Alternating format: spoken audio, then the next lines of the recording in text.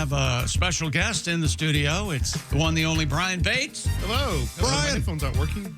Brian, turn them up right there to your right. Up. There's a little knob there. There you go. We're live. Radio is crazy. Yeah. There's a lot going on. And you got to talk right into that microphone. Sorry. Yes, ma'am. She is the news director. Yeah. Yes, That's right. She knows She'll boss you around. There's no getting around it.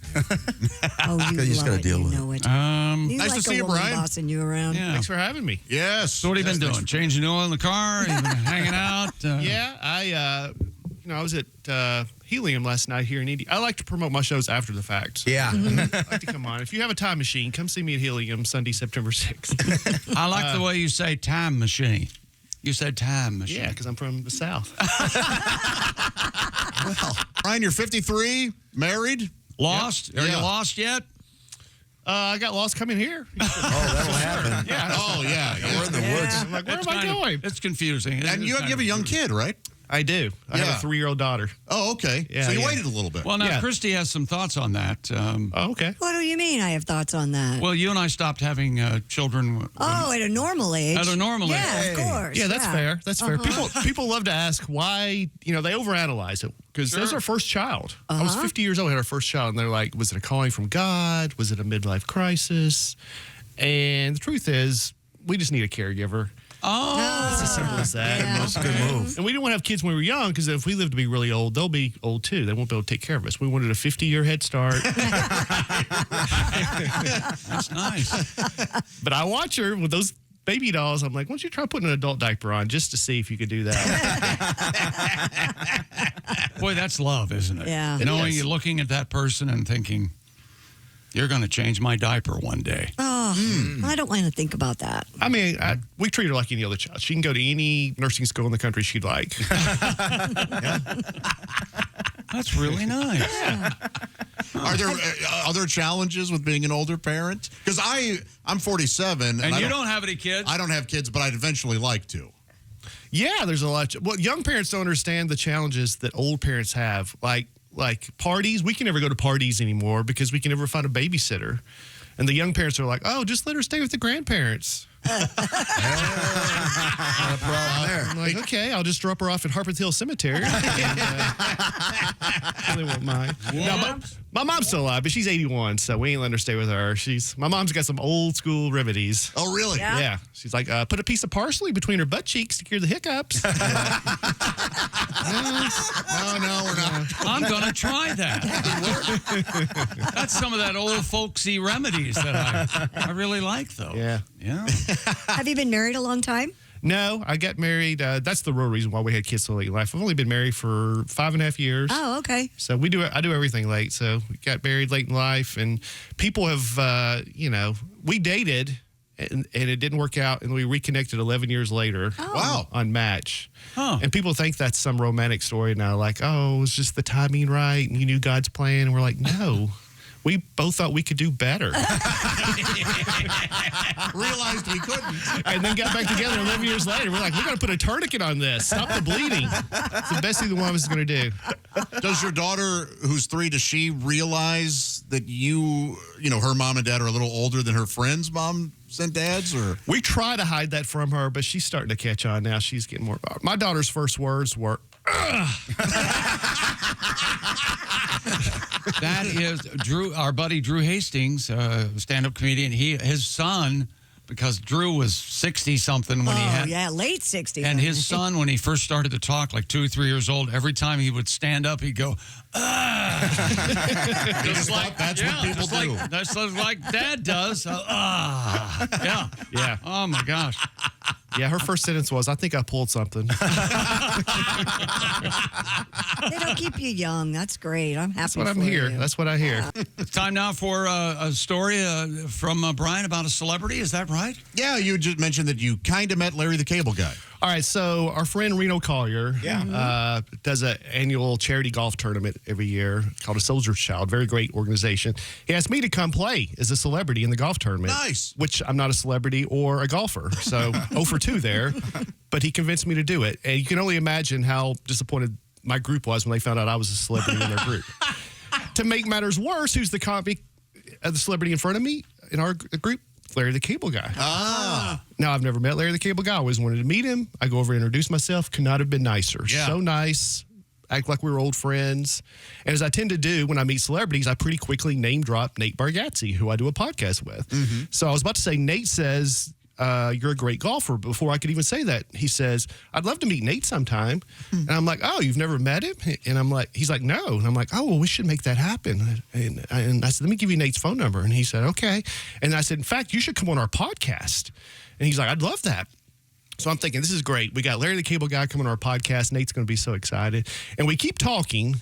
And based on some of the things he said, I was like, you know what? This may not be Larry the Cable Guy. I'm not sure who this. I think it's just a fan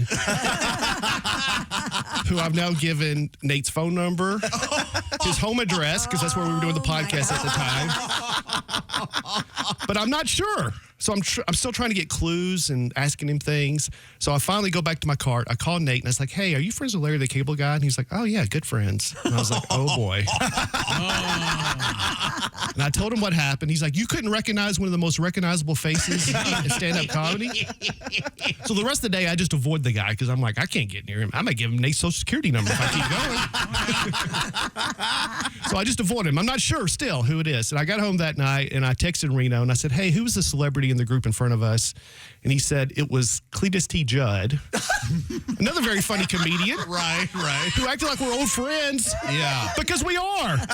We've worked together plenty of times. We've known each other for years.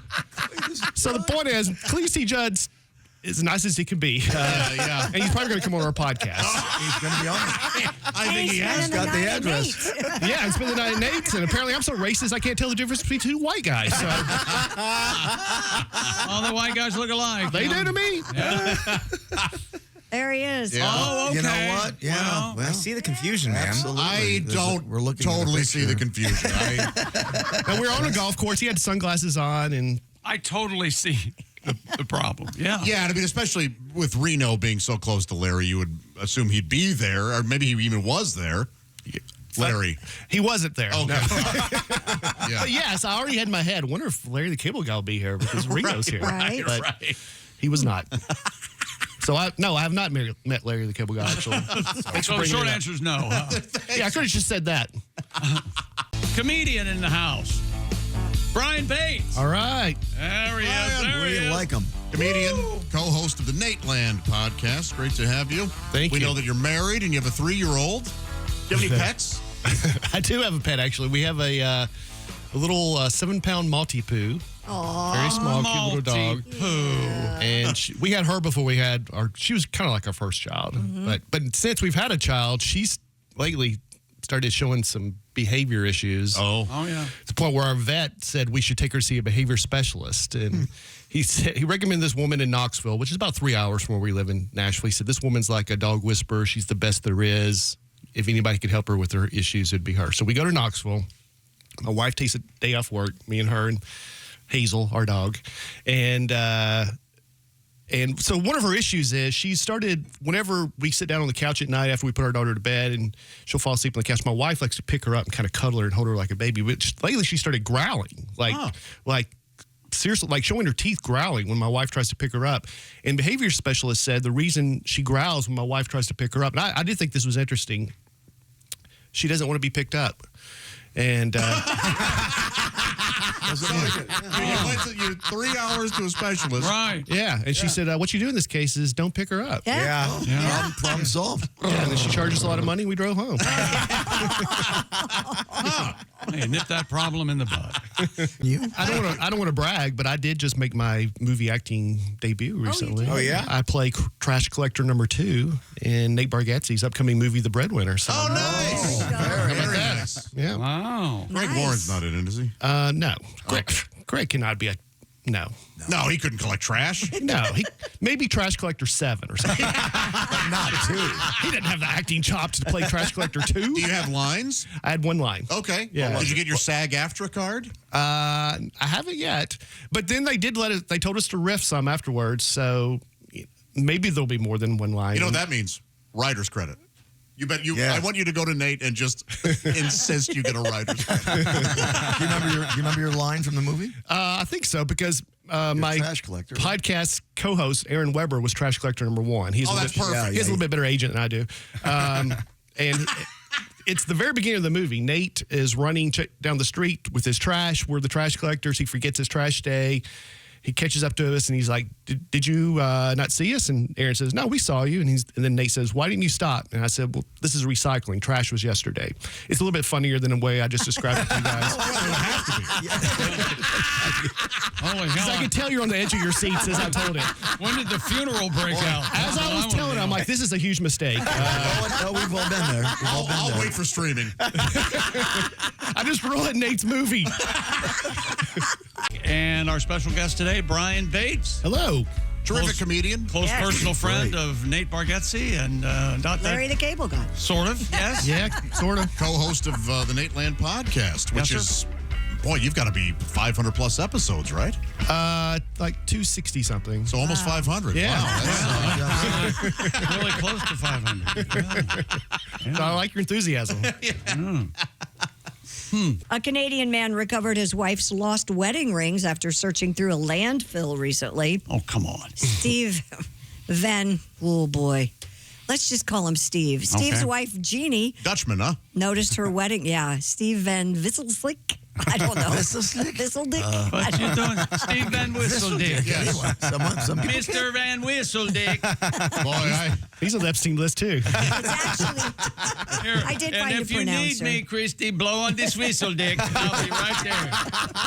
I'll be I did right find a pronouncer. It's actually Yisseldike. Well, there are plenty of jokes there, too. we should leave that one alone. Leave those on the table. I say we can do Whistle Dick or Whistle Dyke. It doesn't matter. Anyway, his wife Jeannie noticed her wedding ring and anniversary ring were missing one evening, and after And retracing of course, their it steps, became his problem. they determined the jewelry slipped off her finger and into the compost. Oh, do you want to? I don't think I could marry a genie. By that time, Unless it was a real genie. Yeah. Oh, sure, yeah, the rubbing of the lamps and such. Man, Wishes. many wishes. by that many time, however, their garbage and compost had already been collected. Mr. Van Whistledyke. Whisseldike told CTV that he went to the dump the next day and went through the compost pile together with Mission Sanitary Landfill contractor Denny Webster. I can say that. Steve, you sure we're looking in the right place? Who used an excavator to isolate smaller sections of the compost pile. They were able to locate the rings within an hour. Whoa. I mean, that's pretty amazing. Something's fishy here. Comedian Brian Bates, you're a married man. Your wife loses her ring in a landfill. Are you going to try to find it? No. Would she even ask that of you, or? I don't know. I did when I was in high school. I lost my retainer, and I thought my parents are going to kill me. I left it on the tray at my high school Sure. and then threw it away. And they're going to kill me. So I convinced my cousin, who had a metal detector, go with me to the dump,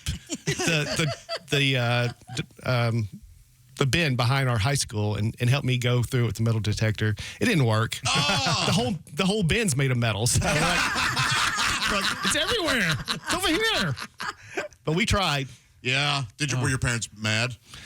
Yeah, and then I told them what I did, and they were also like, "You're stupid." I threw my phone away at a Taco Bell. Same thing, left it on the tray, and then I had to turn back, and I went through the trash at a Taco Bell. Yeah. Which You is found not. it, though, That's not even right? the most shame I felt at a Taco Bell, though. By the way, I felt much more shame getting a $50 order, hanging out, eating it all in there. Yeah. Oh, no.